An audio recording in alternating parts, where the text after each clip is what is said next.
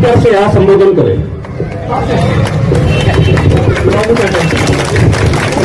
आज इस विधानसभा में बहुजन समाज पार्टी की ओर से हमारे बहुजन सभी लोगों का स्वागत है। सचिन नामदार आशा करता हूँ कि आप मेरे यूट्यूब चैनल को सब्सक्राइब कीजिए और उनको भी इस यूट्यूब चैनल को अपने विचार रखने से पहले उन महापुरुषों के विचारों पर बहुजन समाज पार्टी बनाई गई। दुनिया को जिन्होंने शांति का संदेश दिया, महात्मा महाकावी तथागत गौतम बुद्ध, जिन्होंने इस देश के बहुजन समाज को राजनीति का मतलब समझाया, हमारे छत्रपति शिवाजी महाराज अपने राजपाट में जिसने इस देश के बहुजन समाज को आरक्षण दिया, कोल्हापुर के कुंभी राजा छत्रपति साहू महाराज, हमारे को पढ़ने लिखने का अधिकार नहीं था इस देश में, महात्मा ज्योतिबा फुले ने हमारे लिए स्कूल खोल के दिए। महात्मा ज्योतिबा फुले और इन सभी महापुरुषों के आंदोलन को जिन्होंने कानून का रूप दिया,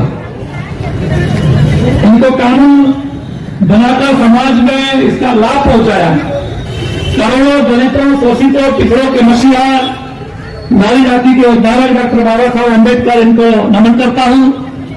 बहुजन समाज पार्टी के संस्थापक, बहुजनों के हृदय नायक माननीय कांशीराम जी, उत्तर प्रदेश की 4 बार मुख्यमंत्री रही, संसद की शेरनी बहन कुमारी मायावती जी को नमन करता हुआ आज मंच पर उपस्थित हमारे बीच में जिले के प्रभारी हमारे बड़े भाई अंकित वासनिक जी, दूसरे हमारी पार्टी के प्रभारी बावनी जी और हमारे उम्मीदवार सचिन नांदाए जी मंच पर हमारे सम्मानित कार्यकर्ता बैठे हैं और उपचुनावी सभा में जो कुर्सियों पर बैठकर हमारी बात को सुन रहे हैं, सम्मानित माता बहनें, ढेर सारे मतदाता साथी और भाई बहनें, जो कुर्सी पर बैठने की हिम्मत नहीं कर पा रहे हैं तो दुकानों से सुन रहे हैं, खड़े होकर सुन रहे हैं, ऐसे भी सभी मतदाता भाई और बहनों, आप सबको मालूम है कि आने वाली 20 तारीख को आपको वोट देना है। किसको देना है ये आपको तय करना है। मैं सिर्फ यह बताने आया हूं कि बहुजन समाज पार्टी को आप वोट दोगे तो ये पार्टी क्या करेगी। बहुजन समाज पार्टी की सरकार उत्तर प्रदेश में जब बहन कुमारी मायावती ने बनाई तो चूंकि बहुजन समाज पार्टी ज्योतिबा फुले को अपना आदर्श मानती है, साहू महाराज को अपना आदर्श मानती है, गौतम बुद्ध को अपना आदर्श मानती है, बिरसा मुंडा को अपना आदर्श मानती है, तो हमारे लोग भी इन महापुरुषों को अपना आदर्श मानते हैं। आदिवासी समाज के लोग कल ही बिरसा मुंडा जी की जयंती हुई है, उसको आदर्श मानते हैं। हमारे शेड्यूल कास्ट के भाई जो है वो गौतम बुद्ध को अपना आदर्श मानते हैं, वो बाबा साहब अम्बेडकर को आदर्श मानते हैं। आप जिनको आदर्श मानते हैं, वोट देते समय आप इनके विचारों को वोट नहीं देते, आप इनको आदर्श तो मानते हैं, लेकिन जब वोट देने का नंबर आता है तो जो पार्टी गांधी जी को आदर्श मानती है आप लोग उसको वोट देते हैं। देते कि नहीं देते? हाँ देते ना। आपका जब वोट ले जाते हैं, जो पार्टी गोलवरकर और हेडगेवार को अपना आदर्श मानती है आप उनको वोट देते हैं, यानी आप कांग्रेस को वोट देते हैं, बीजेपी को वोट देते हैं। और जब ये पार्टी आपका वोट ले जाकर बंबई दिल्ली में सरकार बनाती है तो दोस्तों ये पार्टियां कभी भी इन महापुरुषों को सम्मानित नहीं करती है क्या? आपके महाराष्ट्र में किसी जिले का नाम डॉक्टर अम्बेडकर नगर है क्या? अजी बताओ। मोरगा अर्जुनी में जहां महार दादा होंगे उसका उस मोहल्ले का नाम भीमनगर रहता है, रहता कि नहीं है? जहां महार दादा होंगे उस मोहल्ले का नाम भीमनगर रहता है। लेकिन उत्तर प्रदेश में जैसा तुम्हारा जिले का नाम बोल दिया है, वैसा बहुजन समाज पार्टी की सरकार बनने पर बहन कुमारी मायावती जी ने एक जिले का नाम ही डॉक्टर भीमराव अम्बेडकर नगर रखा है। बाबा साहब को सम्मान कांग्रेस ने दिया, बीजेपी ने दिया कि बीएसपी ने दिया? आप वोट किसको देते हैं? कहा देते हैं? मैं हाथी के वोट तो देता नहीं, यहाँ तो 75,000 बौद्ध समाज के लोग हैं। बाबा साहब अम्बेडकर ज्योतिबा फुले को अपना गुरु मानते थे, आदर्श मानते थे, तो बहन कुमारी मायावती जी ने एक जिले का नाम ज्योतिबा फुले नगर रखा। महाराष्ट्र में सारे माड़ी जाति के लोग कांग्रेस और भारतीय जनता पार्टी को वोट देते हैं, लेकिन महाराष्ट्र में एक भी जिले का नाम ज्योतिबा फुले के नाम पर नहीं है क्या? अरे ज्योतिबा फुले के नाम पर एक भी यूनिवर्सिटी नहीं है, लेकिन उत्तर प्रदेश में 100 करोड़ रुपए की लागत से 150 एकड़ जमीन में रुहेलखंड में बहन कुमारी मायावती जी ने ज्योतिबा फुले विश्वविद्यालय बनाया कि नहीं? एक जिले का नाम ज्योतिबा फुले रखा। यहाँ के सारे कुणबी समाज के जो लोग हैं वो कांग्रेस और भारतीय जनता पार्टी को वोट देते हैं। एक भी जिले का नाम छत्रपति साहूजी महाराज के नाम पर नहीं है, एक भी तहसील का नाम छत्रपति साहूजी महाराज के नाम पर नहीं है। उत्तर प्रदेश में एक जिले का नाम ही है छत्रपति साहूजी महाराज नगर, है कि नहीं है? बाबा साहब अम्बेडकर गौतम बुद्ध को अपना आदर्श मानते थे, गौतम बुद्ध को अपना आदर्श मानते थे, इसलिए बहन कुमारी मायावती जी ने एक जिले का नाम डॉक्टर जयप्रकाश गौतम बुद्ध नगर रखा। बरोबर चंद्रिकापुरे साहेबांच्या विकास स्वप्नांचं करण्यात जतन बाबा साहब अम्बेडकर गौतम बुद्ध को अपना आदर्श मानते थे, तो उत्तर प्रदेश में बहन कुमारी मायावती जी ने एक जिले का नाम गौतम बुद्ध नगर रखा है कि नहीं? गौतम बुद्ध नगर जिला है उत्तर प्रदेश में। आप में देखते हैं गौतम बुद्ध के नाम पर एक यूनिवर्सिटी बनाई बहन कुमारी मायावती जी ने।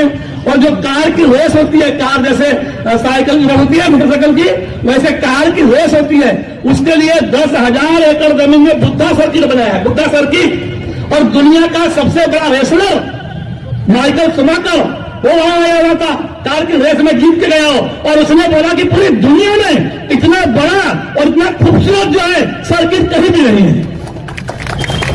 कांग्रेस ने बनाया क्या? भाजपा ने बनाया क्या? बात तो उसी को देते हैं। यानी जिन महापुरुषों को आप भगवान की तरफ पूजते हो, जिन महापुरुषों को अपना आदर्श मानते हो, उसके विचारों को सम्मान देने वाली बीएसपी पार्टी है। सिर्फ विचारों को सम्मान नहीं देती, तो सरकार आने के बाद उनका सम्मान भी बढ़ाती है। तो ऐसी पार्टी को वोट देना चाहिए कि ये कांग्रेस को वोट देना चाहिए, बीजेपी को वोट देना चाहिए। अरे 78 साल की आजादी में 54 साल कांग्रेस है। तो अपना देश 78 साल पहले आजाद हुआ अंग्रेजों से गुलाम का पहले। 78 साल की आजादी में 54 साल कांग्रेस रही है, कांग्रेस। बाकी के समय में बीजेपी रही है। तो सरकार जब आती है तो क्या करती है? सरकार संविधान में लिखी हुई कलम को लागू करती है, प्रतिक्रिया करती है। बाबा साहब अम्बेडकर ने ओबीसी के लिए 340 कलम लिखी है। ये हमारा जो ओबीसी समाज के लोग है कि नहीं है, इनको आरक्षण मिलना चाहिए, चाहे में पंचायत समिति में मिलना चाहिए, सरपंच में मिलना चाहिए, ढेपी में मिलना चाहिए। इनके बच्चे स्कूल जाते हैं तो इनको नौकरी चाकरी मिलना चाहिए। इसके लिए बाबा साहब अम्बेडकर ने जो है वो 340 नाम के कलम लिखी है। उस 340 कलम में बाबा साहब ने लिखा कि इस देश के ओबीसी को उसकी संख्या के हिसाब से आरक्षण मिलना चाहिए। पूरे समय ओबीसी ने कांग्रेस को वोट दिया, 54 साल तक वोट दिया। दोस्तों, कांग्रेस ने कभी भी ओबीसी का आरक्षण लागू नहीं किया। किया क्या बताओ? किया क्या? नहीं किया। अभी 4 दिन पहले पेपर में कांग्रेस ने क्या छापा कि हमारी सरकार आएगी तो हम जाति न्याय जनगणना करेंगे। आया था पेपर में? नाना भाव क्या बोलते हैं? अभी हम जाति न्याय जनगणना करेंगे। तो 54 साल में कांग्रेस सरकार में थी, तो उसको तो कांग्रेस गवर्नमेंट को 54 साल का मौका मिला, और 10 बार तुमने इस देश में जनगणना कराई। तो 10 बार की जनगणना में तुमने कभी ओबीसी का गिना क्या? नहीं गिना तुमने ओबीसी को। ये शेर गिनते, यही देश की सरकार शेर गिनती है कि नागजीरा के जंगल में कितने शेर है, नागजीरा के जंगल में कितने हाथी है, कितने ऊदबिलाव है, कितने हिरण है। यह जंगली पशु को गिनती है। तुम्हारे घरों में कितने गाय, बैल, भैंस, कुत्ते, इसको गिनती है। लेकिन इस देश में कितने कुर्मी है, कितने लोधी है, कितने कलार, पौरार, नाई, धोबी, सुनार, तेली है, इसको इस देश में पूरे 78 साल में गिना ही नहीं गया। गिना गया क्या? अब ये सत्ता से बाहर कांग्रेस हो गई है, तो अब ये कहती है कि हमको लाओ, हम ओबीसी न्याय की जनगणना करेंगे। जब सरकार से बाहर हो गए तो कब हमारी याद आई? है कि नहीं है? ना ओबीसी का इसने आरक्षण दिया पूरे इसमें। अरे ओबीसी का आरक्षण कांग्रेस ने ले दिया और भारतीय जनता पार्टी ने दिया। ये ओबीसी को जो आरक्षण मिलता है, ये आरक्षण बहुजन समाज पार्टी के दबाव में आकर इस देश में 1969 में भी किसी ने दिया कि नहीं दिया? तो जो पार्टी तुम्हारा अधिकार भी देने तैयार नहीं है ओबीसी के लोगों को, हमारे ओबीसी मुक्तमादी कांग्रेस हमारी भारतीय जनता पार्टी है, कांग्रेस बीजेपी हमारी पार्टी नहीं है। इसलिए कांग्रेस ने तीसरा दल लाया, उसका नाम रखा बहुजन। उसका क्या नाम रखा? बहुजन नाम रखा। बहुजन का मतलब इस देश की 6000 जातियां, कलार, कुंभी, नाई, धोबी, सुनार, सुतार, तेली, गोंड, गोवारी, भाली, नाई, यादव, अहिर, हिमर, होई, महार, कमार, भंगी, पेनारी, कटिया, होलिया, ऐसी जात जो गाँव में रहती है, ये 6000 जाति के लोग हैं। ये आजादी के पहले भी परेशान थे और आजादी के बाद भी परेशान है। ये वोट पे जरूर देते हैं, लेकिन वोट देने के बाद सरकार इनका कोई कुछ करती नहीं है। करती कि नहीं? हमारा भरण जी ने बताया कि ये सरकार इनका कुछ नहीं करती, और इसलिए कांशीराम जी ने कहा कि मैं तुम्हारी अपनी पार्टी बना देता हूं, तुम्हारी अपनी पार्टी बना देता हूं, तुम इसमें वोट करो, सरकार बनाओ, और जो कुछ बाबा साहब ने कानून में लिखा है तुम उसको ले लो। लेकिन वोट ही नहीं करते। अजी हमारे बुजुर्ग समाज के लोग ज्यादा होशियार है। हमारे बुजुर्ग समाज के लोग, अम्बेडकर की जाति के लोग ज्यादा होशियार है कि नहीं है? बाबा साहब ने किताब लिखी है what Gandhi and Congress have done to the untouchable. Baba Saheb कहते हैं कि अपने जीवन में मैंने जो आंदोलन चलाया है, उस आंदोलन को कदम कदम पर रोकने का काम जो किया है तो कांग्रेस पार्टी के लोगों ने किया है। आंदोलन जब मैं करता था तो कांग्रेस के लोग मुझे परेशान करते थे, अब मैं आंदोलन में सफल हो गया हूं, अब मैं तुमको अधिकार दे रहा हूं संविधान में, इस अधिकार का लाभ लेकर तुम कलेक्टर बनना, एसपी डीएसपी थानेदार बनना, मास्टर बाबू चपरासी बनना। बाबा साहब के उस आंदोलन की वजह से आज आदिवासी और एससी समाज के लोग बड़ी बड़ी सरकार की नौकरी पर हैं। बाबा साहब अम्बेडकर कहते हैं मेरे समाज के लोगों कभी 25 पैसे का मेंबर भी इस कांग्रेस पार्टी का मत बनना। बाबा साहब कहते हैं कांग्रेस हमारी पार्टी नहीं है, इसका मेंबर मत बनना। पर ये लोकसभा चुनाव में सारे के सारे हमारे बुद्धिस्ट लोगों ने कांग्रेस को वोट दिया। काहे के लिए दिया? कि कांग्रेस कहती है हम संविधान बचाएंगे। अजी दिल्ली कहती है मैं दूध बचाऊंगी, कुत्ता कहता है मैं मार जाता हूं। ऐसा होता है क्या? अजी अरे 54 साल कांग्रेस ने सत्ता चलाए, 99 बार मरोड़ दिया संविधान को। मालूम है आपको? 99 संशोधन जो किया, 99 संशोधन करने का काम इस देश में कांग्रेस पार्टी ने किया। बाबा साहब की मूल भावना जो संविधान में थी उसको कांग्रेस ने बदल दिया, और जिसने 99 बार संविधान बदला वो कहते हैं हम संविधान बचाएंगे। बोलते कि नहीं बोलते? और तुम भी झांसे में आ गए, तुमने पूरा लोकसभा में कांग्रेस को वोट दिया। नाना भाऊ की वजह से कांग्रेस नहीं जीती। अगर नाना भाऊ इस घमंड में होंगे कि मेरे कारण कांग्रेस जीती है तो भूल जाओ, ये शेड्यूल कास्ट के लोगों ने संविधान बचाने के नाम पर कांग्रेस को वोट दिया, इसलिए कांग्रेस जीती। जीती कि नहीं जीती? जीते। नाना भाऊ ये भूल जाए कि मेरे कारण कांग्रेस जीतती है, उसके कारण कांग्रेस नहीं जीती। कांग्रेस मरी भी थी और जिंदी हो गई। जिंदी किसने किया? ओबीसी के एससी के लोगों ने कर दिया। जब वो संसद जीत गए, राहुल गांधी संसद भवन में गया, वो संविधान लेके गया क्या? अरे संविधान लेके गया क्या? वो संविधान लेके गया ही नहीं। उसने कहा अपना काम हो गया, इनने वोट दे दिया, हमको संविधान की बातें ही नहीं करनी है। अब वो संविधान की बातें ही नहीं किया। फिर क्या हो गया? 1 अगस्त को सुप्रीम कोर्ट ने एक निर्णय लाया इस देश में कि एससी और एसटी के लोग जो ज्यादा पैसे वाले हो गए हैं इनको वर्गीकरण ला दो, यानी इनकी नौकरियों को रोक दो। आया कि नहीं आया? तो तुमने सबने कांग्रेस को वोट दिया तो इनने तुम्हारा पक्ष लेना ठीक नहीं चाहिए? अरे राहुल गांधी ने उसका समर्थन एक भी शब्द नहीं बोला। बोला क्या?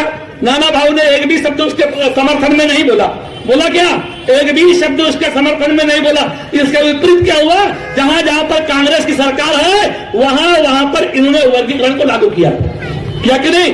वर्गीकरण तेलंगाना में, कर्नाटक में लागू हो गया है। लागू हो गया है तेलंगाना में, कर्नाटक में वर्गीकरण लागू हो गया है। जिस कांग्रेस को आपने भर वोट दिया उसने आपके हक के लिए एक शब्द भी नहीं बोला। बोला है फिर भी लोग बोलते हैं कांग्रेस वोट देंगे। तो पता नहीं है बुद्धिस्ट समाज के लोग की मत ठीक है कि नहीं है, मुझे ये समझ में नहीं आता। अरे अपने दिमाग को ठीक करो। भाजपा और कांग्रेस ये दो अलग पार्टी दिखती जरूर है। हमारे भवन जी ने बताया ये दो पार्टी अलग दिखती जरूर है, पर ये दो पार्टी अलग नहीं है। इसको चलाने वाला व्यक्ति एक ही है, यानी बाप एक है, बेटे दो है। एक बाप की दो दुकानें हैं कि तुमको माल खरीदना है तो तुम यहां से खरीदो, बचाओ वहां से खरीदो। बिक्रा उसी का होने वाला है कि नहीं? उन्हीं का बिक्रा होने वाला है। और जब उनका बिक्रा होता है तो वो माला माल हो जाते हैं और हमारा कुछ है ही नहीं। तो हम 78 साल में क्या बोलते हैं? हमसे बेरोजगारी डाली, आता नौकरी नहीं देते, किसान आत्महत्या कर रहा है, अफवाह डाला। बर्दी ने बताया कि 500 साल तक, 5 साल नहीं 500 साल भी कांग्रेस और भारतीय जनता पार्टी को वोट दोगे तो वोट देने वाले का भला नहीं होगा। सिर्फ इन पार्टियों में जो आदमी जीत जाएगा वो करोड़पति बन जाएगा। बस बुटेलो जी बन गए, बन गए। बड़ौदा जी साधारण मास्टर आदमी थे, अब वो करोड़पति हो गए कि नहीं हो गए? हमारे चंद्रकापुर जी कृषि अधिकारी थे, वो अरबोपति खरबोपति हो गए। तो ये जीतने वाले अरबोपति खरबोपति हो सकते हैं, वोट देने वाला जैसे का वैसा ही आएगा। लेकिन अगर आपने बहुजन समाज पार्टी को वोट दे दिया, इसका आदमी जीत कर चले गया, इसका आदमी जीत कर चला गया। तो आपको बाबा साहब अम्बेडकर ने जो अधिकार लिख कर दिया है, वो सारे अधिकार आपके घर में हो जाएंगे। और जब सारे अधिकार आपको मिल जाएंगे दोस्तों, जब सारे अधिकार आपको मिल जाएंगे, तो मुझे बताओ आपके घर में पैसा आएगा कि नहीं आएगा? अरे बाबा साहब अम्बेडकर ने भारत के संविधान में नौकरी लिखी 26 जनवरी 1950 से पहले इस देश का कोई 80 का आदमी नौकरी में नहीं था।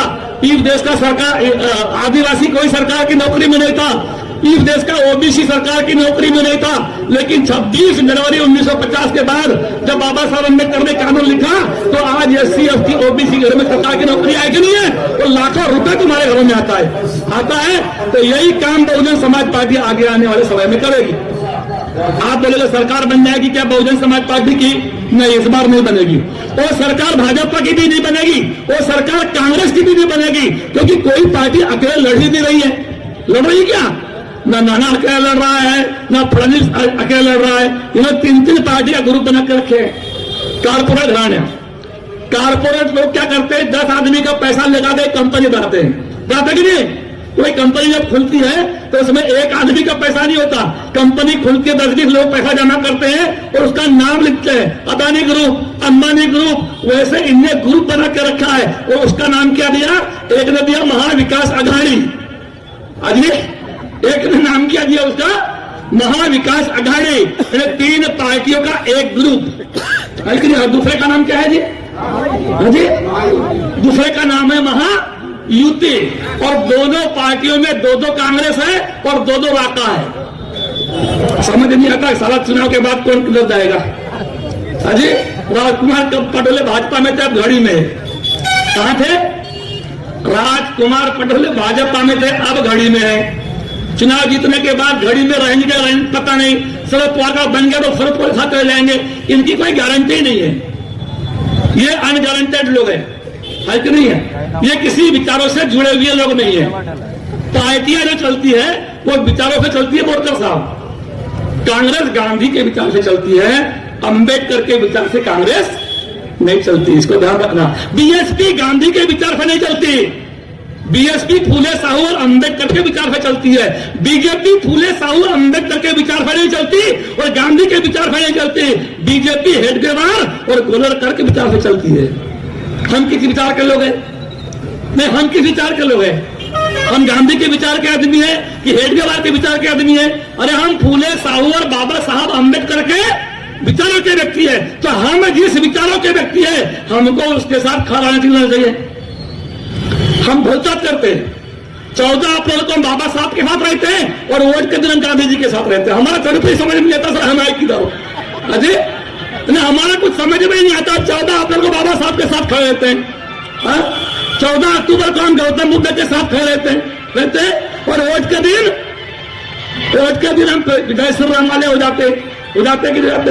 तो यार कम से कम तुम जिंदगी भर जिन विचारों से जुड़े हुए हो, राजनीतिक दलों में भी तुम उसी विचारों के साथ खड़े रहो। ये मैं आपसे कहना चाहता हूँ। नाली, पुल, सड़क, पुलिया, हवा, लैंड फंड, ये तो सब बनते रहता है। कोई सरकार आए, कोई सरकार जाए, इससे कुछ होता नहीं, कम ज्यादा बनता है कि नहीं बनता है? अजी इसलिए मैं नाली, पुलिया, सड़क वाली बात नहीं करता, मैं विचारों की बात करता हूँ कि ये मजबूत विचारों की पार्टी बहुजन समाज पार्टी है। और हमारे जीवन में जो बदलाव आया है वो गांधी जी की वजह से नहीं आया, वो हेडगेवार की वजह से नहीं आया। हमारे जीवन में जो बदलाव आया है ये ज्योतिबा फुले, साहू महाराज और डॉक्टर अंबेडकर के विचारों से आया है। तो जिन महापुरुषों के विचारों से हमारे जीवन में बदलाव आया है, हमको उनके साथ खड़ा रहना चाहिए कि नहीं रहना चाहिए? हाँ, रहना चाहिए। यही अपील करने आया हूं मैं कि आप जिन विचारों के व्यक्ति हो, आप उन्हीं विचारों के साथ खड़े हो। ये भाजपा कांग्रेस ने क्या किया है पता है? ये भाजपा और कांग्रेस ने इस देश में निजीकरण लाया है। कांग्रेस वाले बोलते हैं कि भाजपा ने निजीकरण लाया, ये बात गलत है। निजीकरण लाया नरसिम्हा राव ने, लाया कि नहीं? उसको भाजपा आगे बढ़ा रही है।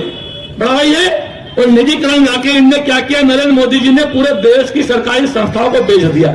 बेच दिया, रेलवे बेच दिया, LIC बेच दिया, एयरपोर्ट बेच दिया, इन्होंने एजुकेशन डिपार्टमेंट बेच दिया, MSB बेच दी, PWD डिपार्टमेंट बेच दिया। यानी हम जिन बच्चों को पढ़ा रहे हैं स्कूल में और पढ़ा के हम ये उम्मीद कर रहे हैं कि मेरा बेटा बेटी सरकार की नौकरी जब लगेगी तो ये मेरे जीवन में बदलाव लाएगा, मेरी आर्थिक दशा बदल जाएगी।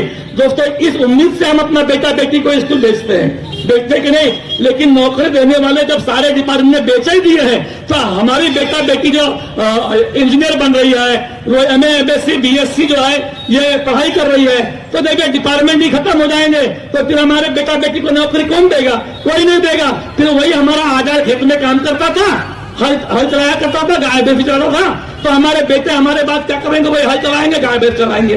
और ये यही चाहते हैं कि ये बहुजन समाज का आदमी इस देश में ऊपर ना जाए, ये गांव में रहे, गली में रहे, ये वही रहे। और इसलिए उन्होंने सब बेच दिया। इस देश को 4 लोग चलाते हैं भैया, इस देश को 5वां आदमी चलाता, ये इस देश को 4 आदमी चलाते हैं और 4 आदमी गुजरात के हैं, 4 आदमी गुजरात के हैं। 2 देश को बेचते हैं और 2 देश को खरीदते हैं।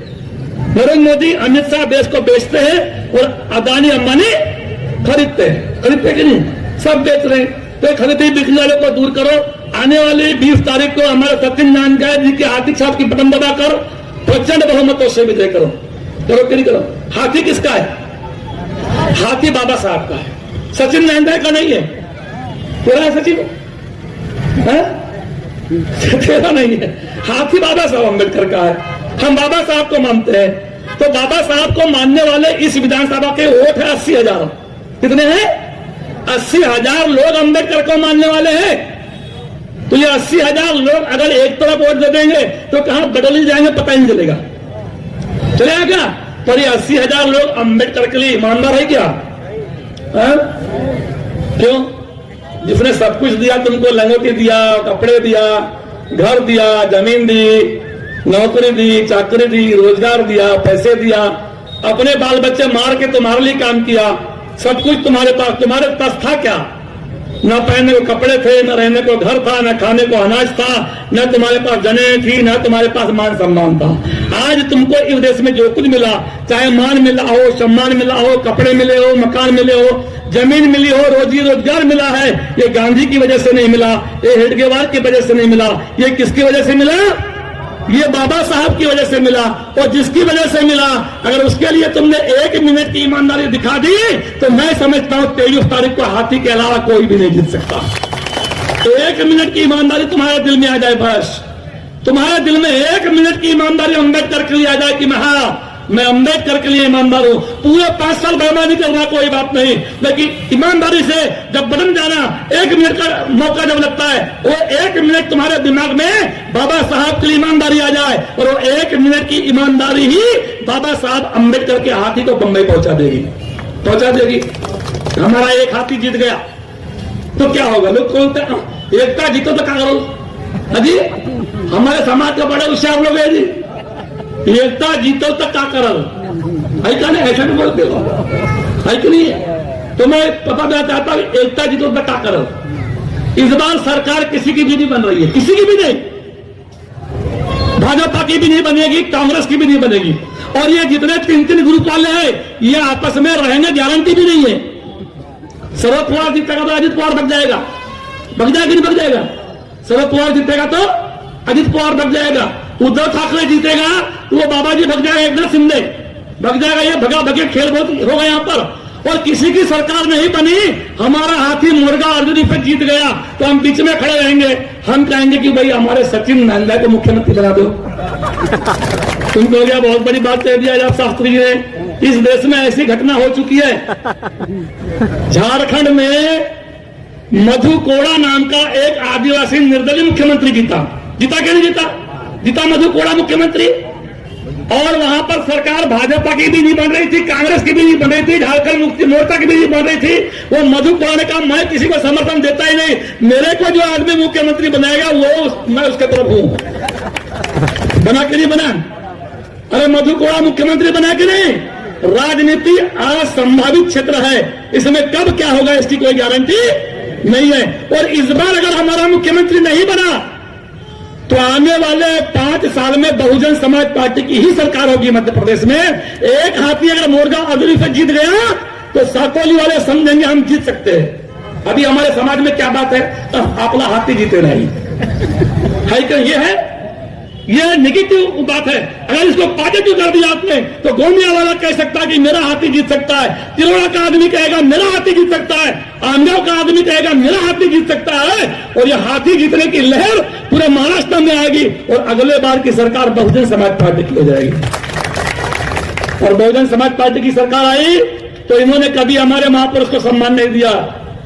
कांग्रेस ने, बीजेपी ने कभी ज्योतिबा फुले को सम्मान नहीं दिया, कभी साहू महाराज को सम्मान नहीं दिया, बाबा साहब को सम्मान नहीं दिया, तथागत गौतम बुद्ध को सम्मान नहीं दिया। बहुजन समाज पार्टी आएगी तो गौतम बुद्ध के नाम से भी जिले बनाएंगे, ज्योतिबा फुले के भी नाम से जिले बनाएंगे। पूरे महाराष्ट्र में बाबा साहब अंबेडकर के नाम से एक भी जिला नहीं है। तो शर्म आना चाहिए वोट लेने वाले को कि इतना बड़ा महापुरुष दुनिया का जिसके नाम पे आप वोट लेते हो वो तुम्हारे प्रदेश का रहने वाला था, लेकिन एक भी जिले का नाम तुमने उसके नाम पर सम्मानित नहीं किया। बहुजन समाज पार्टी आएगी, महाराष्ट्र में बाबा साहब अंबेडकर के नाम से भी हम जिला बनाएंगे, हम अपने महापुरुष को सम्मान देंगे। दोस्तों मुझे आगे जाना है, मैं अपील करता हूं कि अब सचिन नांदा के हाथी को जिताए। धन्यवाद, जय भीम, जय भारत। बहुत बहुत थँक्यू शास्त्रीजी. मित्रांनो, आपल्याला जायचं नाही, या ठिकाणी आमचे अधिकृत उमेदवार आपली भूमिका स्पष्ट करतील. तत्पूर्वी आपण सांगू इच्छितो की बहुजन समाज पार्टी मैदानामध्ये जे आपले कार्यकर्ते आहेत, हितचिंतक आहेत, समर्थक आहेत, यांच्या बळावर त्यांच्या आर्थिक सहयोगातून या मैदानामध्ये आहे. अशाच प्रकारचे आमचे सहयोगी नोरेश्वरजी मेश्राम या ठिकाणी आर्थिक सहयोग करणार आहेत. त्यांना मी या ठिकाणी आमंत्रित करतो आणि बहुजन समाज पक्षाचे विधानसभेचे पदाधिकारी कमलजी उईके यांनी ती राशी स्वीकार करावी अशी मी त्यांना विनंती.